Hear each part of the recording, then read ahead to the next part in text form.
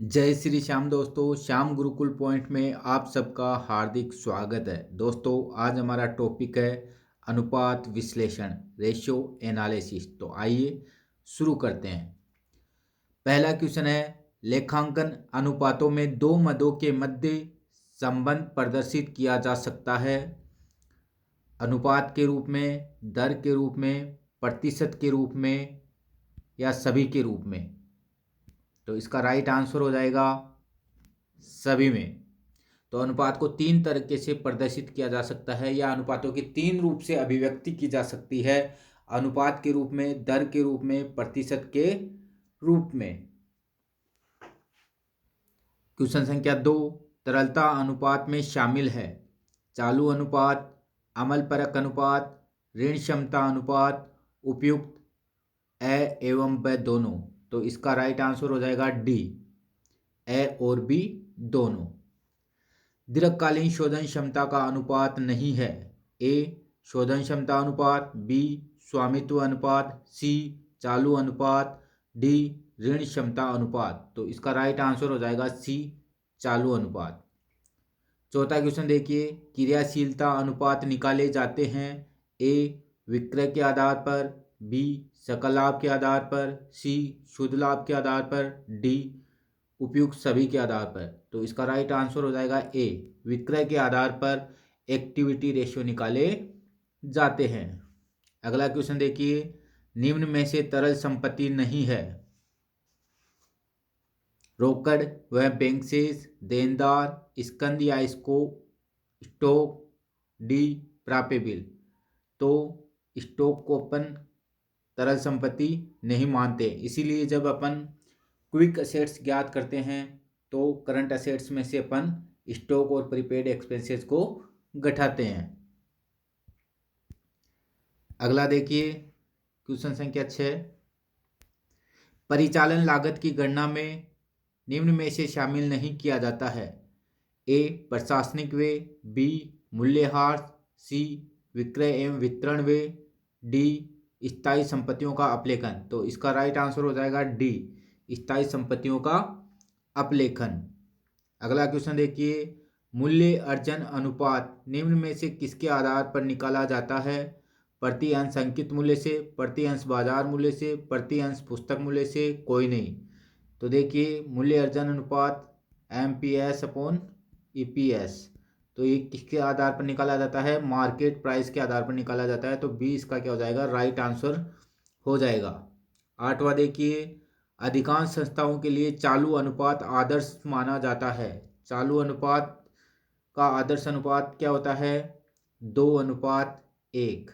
इसी प्रकार यदि तरल अनुपात का पूछे तो तरल अनुपात का आदर्श अनुपात क्या होता है, 1:1।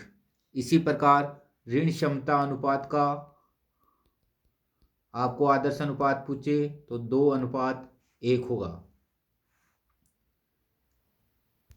अगला क्वेश्चन देखिए, उधार विक्रय पर मूल्यांकन में उपयोगी है। तो उधार विक्रय होगा तो क्या होगा, चालू अनुपात नहीं, तरलता अनुपात नहीं, औसत भुगतान अवधि, औसत भुगतान अवधि पर तो किस पर होगी, उधार क्रय पर होती है। औसत वसूली अवधि, तो डी इसका राइट आंसर हो जाएगा, औसत वसूली अवधि। जिनको अपन उधार विक्रय करते हैं उनसे क्या करते हैं, वसूली करते हैं। अगला क्वेश्चन देखिए, एक कंपनी की क्रियाशीलता मापी जा सकती है। ए तरलता अनुपात, बी स्टॉक आवर्त अनुपात, सी चालू अनुपात, डी औसत वसूली अवधि। तो इसका बी राइट आंसर हो जाएगा, स्टॉक आवर्त अनुपात, स्टॉक टर्नओवर रेशियो।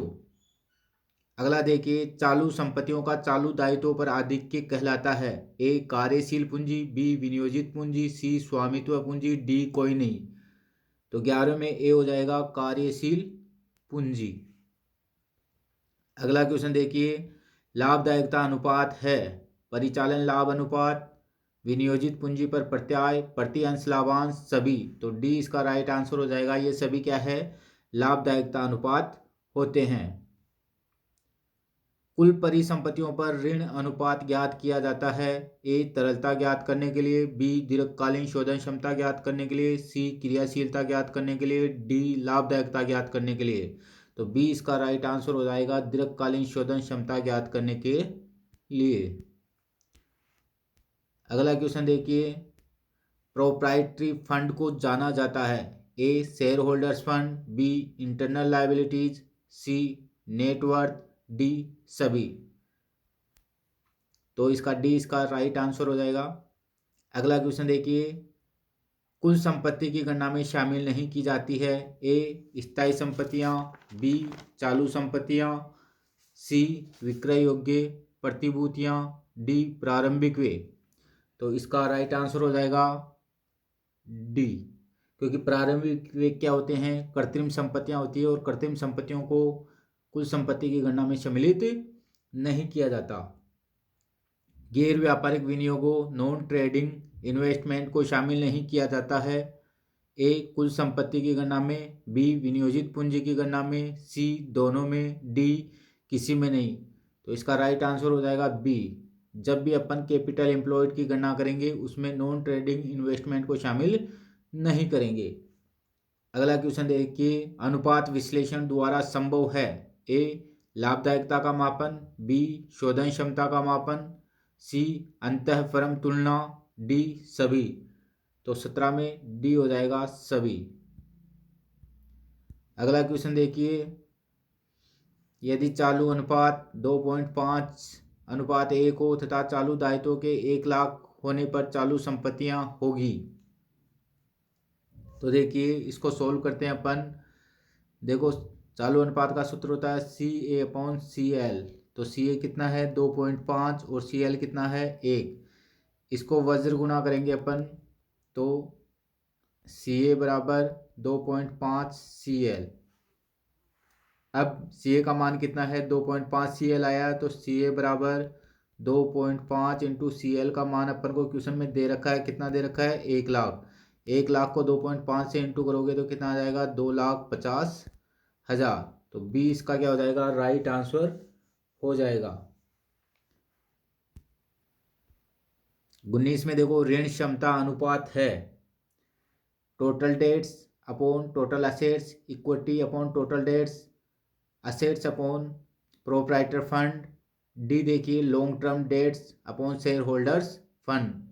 तो डी इसका क्या हो जाएगा, राइट आंसर हो जाएगा। अगला क्वेश्चन देखिए, स्टॉक आवर्त अनुपात, स्टॉक टर्नओवर रेशो में बिक्री की लागत में भाग दिया जाता है प्रारंभिक स्टॉक का, औसत स्टॉक का, अंतिम स्टॉक का, चालू कार्य एवं स्टोर्स का। तो इसमें एवरेज स्टॉक का भाग दिया जाता है। अगला क्वेश्चन देखिए, देनदार आवर्त अनुपात में बिक्री का आस्य है। तो देखिए डेटर्स टर्नओवर रेशियो ज्ञात करते हैं, तो इसका संबंध केवल उधार बिक्री से होता है। तो ए देखिए नगद बिक्री प्लस उधार बिक्री गलत है, नगद बिक्री प्लस उधार बिक्री माइनस वापसी ये भी गलत है, कुल बिक्री माइनस नगद बिक्री माइनस वापसी ये सही है। डी में देखिए उधार बिक्री प्लस वापसी ये भी गलत है। तो सी इसका क्या हो जाएगा, राइट आंसर हो जाएगा। तो डेटर्स टर्नओवर रेशियो में केवल उधार बिक्री को सम्मिलित किया जाता है। 22वें में देखिए, सकल लाभ अनुपात का उच्च स्तर पर होना प्रकट करता है। ऊंचा विक्रय मूल्य कम लागत, ऊंचा विक्रय मूल्य ऊंची लागत, निम्न विक्रय मूल्य निम्न लागत, निम्न विक्रय मूल्य ऊंची लागत। तो 22वें में ए हो जाएगा ऊंचा विक्रय मूल्य कम लागत, क्योंकि विक्रय मूल्य अधिक होगा और लागत कम होगी तो आपका सकल लाभ भी क्या हो जाएगा, बढ़ जाएगा। अगला देखिए, अंशधारक निधि अथवा निवल संपत्ति पर प्रत्याय की गणना में प्रयुक्त लाभ होता है कर घटाने से पूर्व, कर व लाभांश घटाने से पूर्व, कर घटाने के बाद, कर व लाभांश घटाने के बाद। तो 23 में सी कर घटाने के बाद। अगला क्वेश्चन देखिए, परिचालन अनुपात का सूत्र है A operating expenses upon net sales into 100, B operating profit upon net sales into 100, C cost of goods sold plus operating expenses upon net sales into 100। तो सी इसका क्या हो जाएगा, राइट आंसर हो जाएगा। अगला देखिए 25, लेनदार आवर्त अनुपात में क्रय से तात्पर्य है। तो लेनदार जब अपन उधार परचेज करेंगे तभी लेनदार क्या होंगे, प्रकट होंगे। तो उधार क्रय कैसे आएगा, ए में देखिए नगद क्रय प्लस उधार क्रय, ये गलत। बी में देखिए नगद क्रय प्लस उधार क्रय, नहीं ये भी गलत। सी देखिए कुल क्रय माइनस नगद क्रय माइनस क्रय वापसी, हाँ सी इसका क्या हो जाएगा, राइट आंसर हो जाएगा। अगला क्वेश्चन देखिए, एक कंपनी का शुद्ध लाभ 80,000, कुल बिक्री 3,44,000, वह विक्रय वापसी 24,000 है। शुद्ध लाभ अनुपात होगा, तो शुद्ध लाभ अनुपात का सूत्र है net profit upon net sales into 100। तो नेट प्रॉफिट कितना दे रखा है, 80,000, और नेट सेल्स देखिए कुल बिक्री 3,44,000 और वापसी कितनी हुई 24,000। तो 3,44,000 में से 24,000 घटाओगे तो कितना आ जाएगा, 3,20,000। 3,20,000 इंटू 100, 4 जीरो से 4 जीरो, 8 चौके 32, 25 चौके 100। तो 25% इसका क्या हो जाएगा, राइट आंसर हो जाएगा। तो सी इसका क्या है, राइट आंसर है। अगला देखिए, एक संस्था के औसत देनदार 30,000 है, अंतिम देनदार प्रारंभिक देनदार से 5,000 अधिक हो तो अंतिम देनदारों की राशि होगी। तो देखिए एवरेज डेटर्स बराबर opening debtors plus closing debtors upon 2। अब देखिए ओपनिंग अपन को पता नहीं है तो ओपनिंग क्या मानोगे, एक्स मानोगे। क्लोजिंग क्या है, अंतिम देनदार है वो प्रारंभिक देनदार से 5,000 अधिक है, तो प्रारंभिक देनदार कितने हैं, एक्स, और प्लस उससे 5,000 अधिक है तो एक्स प्लस 5,000 तो क्या हो जाएगा क्लोजिंग, और एक्स क्या हो जाएगा ओपनिंग, और अपॉन 2। और एवरेज डेटर्स कितना दे रखा है अपन को, 30,000, तो 30,000। अब इसको वज्र गुना करेंगे तो 30,000 इंटू 2 कितना हो जाएगा, 60,000, बराबर एक्स प्लस एक्स कितना हो जाएगा, 2x प्लस 5,000। अब पक्षांतरण करेंगे, 5,000 को इधर लेके आओगे तो 60,000 में से -5 गए तो कितने बचे, 55,000, बराबर 2x। तो x का मान ज्ञात करोगे तो 55,000 में 2 का भाग लगा दोगे तो कितना आ जाएगा, 27,500। तो x की वैल्यू आ गई 27,500। x किसको माना था, प्रारंभिक स्टॉक, तो प्रारंभिक स्टॉक आ गया 27,500। और आपको क्वेश्चन में क्या पूछ रहा है, अंतिम देनदार, अंतिम देनदार है x प्लस 5,000, तो x का मान है 27,500 प्लस 5,000 जोड़ोगे इसमें तो कितना हो जाएगा, 32,500। तो बी इसका क्या हो जाएगा, राइट आंसर हो जाएगा। अगला देखिए, एक संस्था की कुल बिक्री 2 लाख, नगद बिक्री 50,000, बिक्री वापसी 10,000, डूबत ऋण आयोजन 10,000, तो शुद्ध उधार बिक्री की राशि होगी। तो इसमें डूबत ऋण आयोजन से कोई मतलब नहीं है। तो कुल बिक्री कितनी है, 2 लाख। 2 लाख में से आप नगद बिक्री घटाओगे 50,000 तो कितना बचेगा, 1,50,000। 1,50,000 में से विक्रय वापसी घटाओगे -10,000 तो कितना आ जाएगा, 1,40,000। तो डी इसका क्या हो जाएगा, राइट आंसर हो जाएगा। अगला क्वेश्चन देखिए, एक कंपनी का चालू अनुपात 2.5, तरलता अनुपात 1.5, इस कार्यशील पूंजी, ये मिस प्रिंटिंग है, इसकी जगह आएगा स्टॉक 50,000, तो चालू दायित्व होंगे। तो इसको सोल्व करते हैं अपन। तो देखिए चालू अनुपात 2.5 अनुपात 1 है, तो CA अपॉन CL, तो 2.5/1, वज्र गुणा करोगे तो CA का मान आ जाएगा CA और 2.5 CL, ठीक है। अब तरलता अनुपात 1.5 दे रखा है, तो तरलता अनुपात का सूत्र होता है quick assets upon current liabilities बराबर 1.5/1। तो वज्र गुणा करोगे तो क्विक असेट्स का मान आ जाएगा बराबर 1.5 CL। तो समीकरण 1 तो हो गया 2.5 CL, समीकरण 2 हो गया 1.5 Cl। ठीक है। अब देखो क्विक एसिड्स का फॉर्मूला लगाएंगे तो क्विक एसिड्स बराबर Ca माइनस स्टोक। अब क्विक एसिड्स का मान कितना आया है अपने 1.5 Cl बराबर करंट एसिड्स का मान कितना था 2.5 Cl और माइनस स्टॉक कितना दे रखा आपको क्वेश्चन में, स्टॉक दे रखा आपको 50,000। ठीक है। 50,000 माइनस के हैं, इसको इधर लाओगे तो 50,000 प्लस के हो जाएंगे और 2.5 Cl इधर है और 1.5 Cl है, को इधर लेकर आओगे तो 1.5 Cl माइनस के हो जाएंगे तो 2.5 Cl माइनस 1.5 Cl, तो ढाई में से 1.5 गए तो 1 Cl, तो Cl का मान कितना आ गया 50,000। तो करंट लायबिलिटीज कितनी हो गई 50,000, तो ए इसका क्या हो जाएगा राइट आंसर हो जाएगा।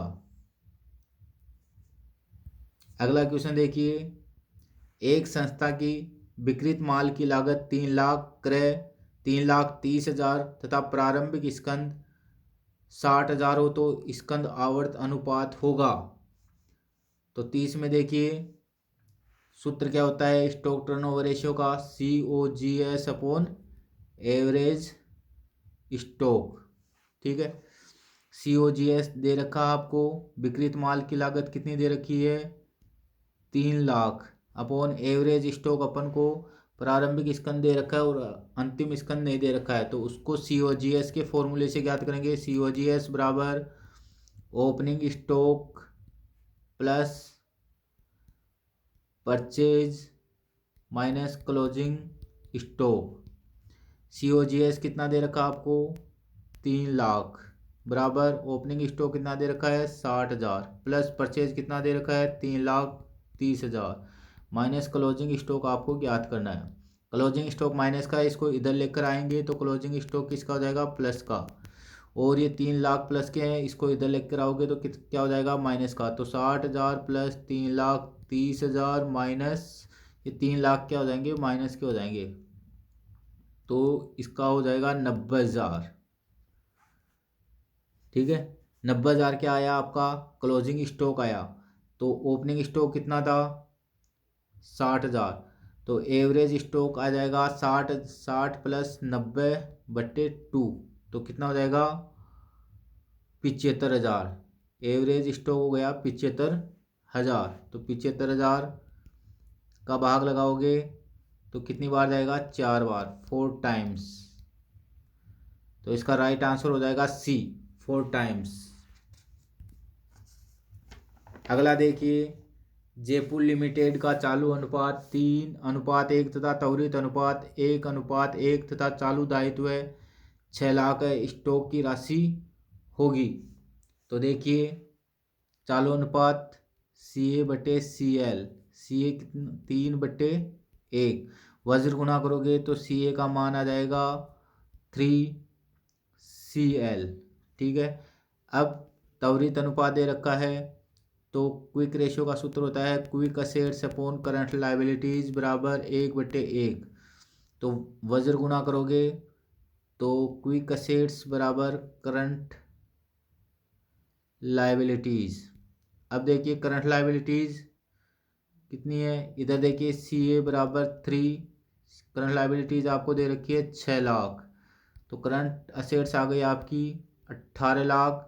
यहाँ पे क्विक असेट्स बराबर करंट लायबिलिटी, तो करंट लायबिलिटीज के मान बराबर क्विक असेट्स है, इसलिए क्विक असेट्स कितनी हो जाएगी 6 लाख।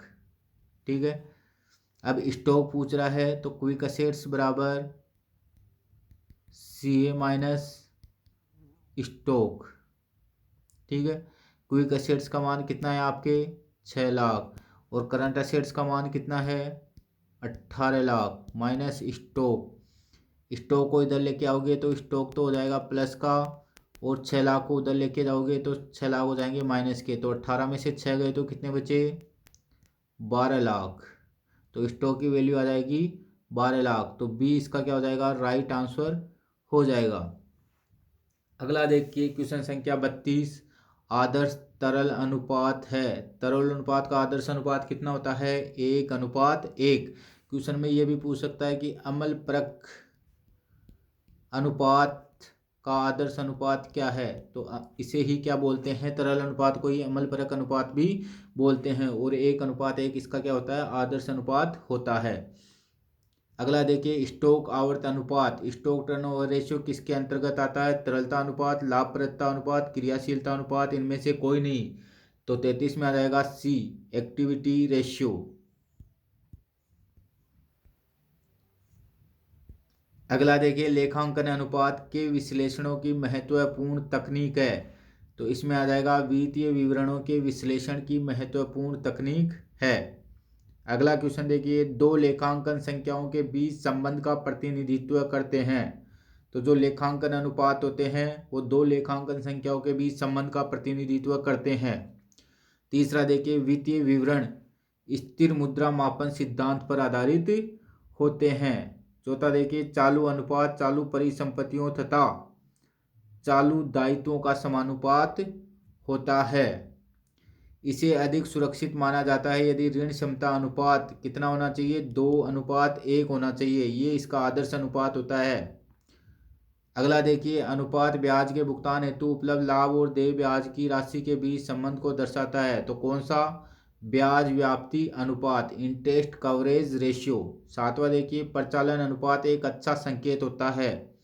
तो निम्न प्रचालन अनुपात, क्योंकि ऑपरेटिंग रेशियो है वो किस पर आधारित होता है? ऑपरेटिंग कॉस्ट पर आधारित होता है। तो आपकी कॉस्ट जितनी कम होगी उतना ही क्या होता है? अच्छा होता है। तो इसमें आ जाएगा निम्न प्रचालन अनुपात एक अच्छा संकेत होता है। अगला देखिए, सही गलत बताना आपको। ये देखिए, वित्तीय रिपोर्टिंग का एकमात्र उद्देश्य प्रबंधकों को कार्यशीलता की प्रगति के बारे में सूचित रखना है। देखिए एकमात्र उद्देश्य, तो ये क्या हो गया? गलत हो गया, क्योंकि एकमात्र उद्देश्य ये नहीं होता, बहुत सारे उद्देश्य होते हैं इसके। कर्मचारियों के लिए, सरकार के लिए, अंशधारियों के लिए, लेनदारों के लिए। अगला देखिए, वित्तीय विवरणों में उपलब्ध कराए गए आंकड़ों के विश्लेषण को वित्तीय विश्लेषण कहा जाता है। ये एकदम सत्य है। अगला देखिए, दीर्घकालीन ऋण फर्म की ब्याज भुगतान क्षमता और मूल राशि के भुगतान के प्रति सरोकार रखते हैं। तो ये क्या हो जाएगा? सत्य। अगला देखिए, एक अनुपात सदैव एक संख्या के द्वारा दूसरी संख्या के विभाजन के भागफल के रूप में व्यक्त किया जाता है। गलत। अगला देखिए, अनुपात एक फर्म के विभिन्न लेखांकन अवधियों के परिणामों के साथ साथ अन्य व्यावसायिक उद्यमों से तुलना में सहायता करते हैं। जी हाँ, तुलना की जा सकती है। अगला देखिए, एक अनुपात मात्रात्मक एवं गुणात्मक दोनों पहलुओं को दर्शाता है। नहीं, ये कभी भी ईमानदारी, बुद्धिमत्ता ऐसे गुणात्मक तथ्यों का अध्ययन नहीं करता है। तो ये गलत। अगला देखिए, अनुपातों के निम्न वर्ग प्रमुख रूप से जोखिम की गणना करते हैं। ए द्रव्यता, क्रियाशीलता और लाभप्रदता। बी द्रव्यता, क्रियाशीलता और स्टॉक। सी द्रव्यता, क्रियाशीलता और ऋण। डी द्रव्यता, ऋण और लाभप्रदता। तो सी इसका राइट आंसर हो जाएगा। द्रव्यता, क्रियाशीलता और ऋण, इन तीनों से जोखिम की गणना की जाती है। अगला देखिए, अनुपात प्रमुख रूप से प्रत्याय की गणना करते हैं। ए द्रव्यता, बी क्रियाशीलता, सी ऋण, डी लाभप्रदता। तो जो डी लाभप्रदता अनुपात है वो प्रत्याय की गणना करते हैं। अगला देखिए, एक व्यावसायिक फर्म की गणना उसकी लघुकालीन देयताओं के भुगतान की क्षमता से की जाती है। ए क्रियाशीलता, बी द्रव्यता, सी ऋण, डी लाभप्रदता। तो द्रव्यता अनुपात लघुकालीन देयताओं के भुगतान की क्षमता जांच सकते हैं इसके द्वारा। अगला देखिए, अनुपात विभिन्न खातों के प्रचालन से आगम अथवा रोकड़ में परिवर्तन की तीव्रता के सूचक है। ए क्रियाशीलता, बी द्रव्यता, सी ऋण, डी लाभप्रदता। तो ए क्रियाशीलता अनुपात। अगला देखिए, द्रव्यता के दो आधारभूत माप है, रहतिया आवर्त और चालू अनुपात। चालू अनुपात और द्रव्यता अनुपात। सकल लाभ सीमांत और प्रचालन अनुपात। चालू अनुपात और औसत संग्रहण अवधि। तो बी इसका राइट आंसर हो जाएगा, चालू अनुपात और द्रव्यता अनुपात। अगला देखिए, द्रव्यता का सूचक है जो कि सामान्यतः न्यूनतम तरल परिसंपत्तियों को सम्मिलित नहीं करता। चालू अनुपात व्यापारिक प्राप्य, तरल अनुपात व्यापारिक प्राप्य, चालू अनुपात स्टॉक, डी तरल अनुपात स्टॉक। तो तरल अनुपात द्रव्यता का सूचक है जो कि स्टॉक को शामिल नहीं करता है और प्रीपेड एक्सपेंसेस को भी शामिल नहीं करता है। अगला देखिए, उधार एवं वसूली नीतियों के मूल्यांकन में उपयोगी है। औसत भुगतान अवधि, चालू अनुपात, औसत वसूली अवधि, चालू परिसंपत्ति आवर्त। तो औसत वसूली अवधि इसका राइट आंसर हो जाएगा। अगला देखिए, एक फर्म के रहतिया की क्रियाशीलता को मापता है। ए औसत वसूली अवधि, बी रहतिया आवर्त, सी द्रव्यता अनुपात, डी चालू अनुपात। तो क्रियाशीलता को कौन मापता है? रहतिया आवर्त, स्टॉक टर्नओवर रेशियो। अगला देखिए, संकेत दे सकता है कि फर्म स्टॉक आउट, विक्रय न होना, लॉस्ट सेल की स्थिति में है। ए औसत भुगतान अवधि, बी रहतिया आवर्त अनुपात, सी औसत वसूली अवधि, डी द्रव्यता अनुपात। तो बी इसका राइट आंसर हो जाएगा, स्टॉक टर्नओवर रेशियो। अगला देखिए, एबीसी कंपनी ने अपने ग्राहकों को 45 दिन की उधार प्रदान की है। उस स्थिति में इसे खराब उधार वसूली माना जाएगा यदि उसकी औसत वसूली अवधि होती ए 30 दिन, बी 36 दिन, सी 47 दिन, डी 37 दिन। तो देखिए 45 दिन से अधिक किस में हो रहे हैं? सी में हो रहे हैं। तो सी इसका क्या हो जाएगा? राइट आंसर हो जाएगा। अगला देखिए, विशेष रूप से औसत भुगतान अवधि में दिलचस्पी रखते हैं क्योंकि यह उन्हें फर्म के देय भुगतान ढांचे की सूचना देता है। ए उपभोक्ता, बी अंशधारी, सी ऋणग्राही एवं आपूर्तिकर्ता, डी ऋणदाता एवं क्रेता। तो सी इसका क्या हो जाएगा? राइट आंसर हो जाएगा, ऋणग्राही एवं आपूर्तिकर्ता। अगला देखिए, अनुपात फर्म की दीर्घकालीन प्रचालनों के संदर्भ में आलोचनात्मक सूचनाएं देते हैं। ए द्रव्यता, बी क्रियाशीलता, सी ऋण शोधन क्षमता, डी लाभप्रदता। तो सी इसका राइट आंसर हो जाएगा, ऋण शोधन क्षमता।